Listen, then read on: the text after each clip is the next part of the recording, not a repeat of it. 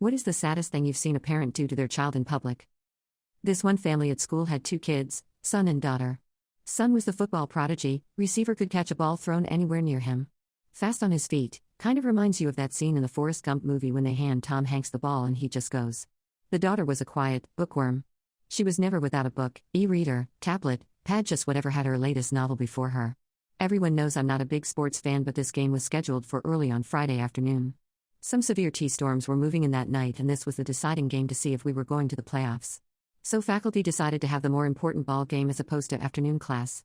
It was the last few hours on a Friday, and the teachers of course wanted to attend the game, so that means all of us students do too. There was no study hall class or teacher willing to watch those of us who don't care for such after-school activities. I'm sitting near the entrance gate playing on my phone, after texting Dad for an early pickup please, when Book Girl quietly sits down close by. She is enthralled in her iPad as the words of her story keep her fixated on the next sentence, hungry to turn to the following tantalizing page.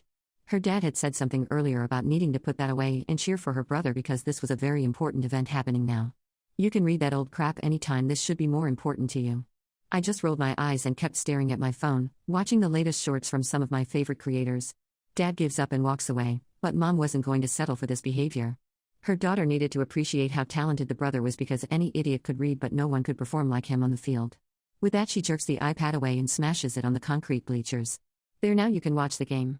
The girl jumps up and runs out of the gate into the parking lot with Mom yelling that she should be more grateful because her brother will be a star one day even without her. Holy crap, I wanted to slap Mom at this point. That iPad isn't cheap and not everybody wants to scream about a sports game. Mom shakes her head, calls her own daughter an ungrateful little female dog, and heads towards her husband standing at the fence. I go into the parking lot to see if I can make a friend over a shared disposition on athletic expectations. When my dad arrives to pick me up, my new friend and I are talking about the book she was trying to read and watching shorts on our phones.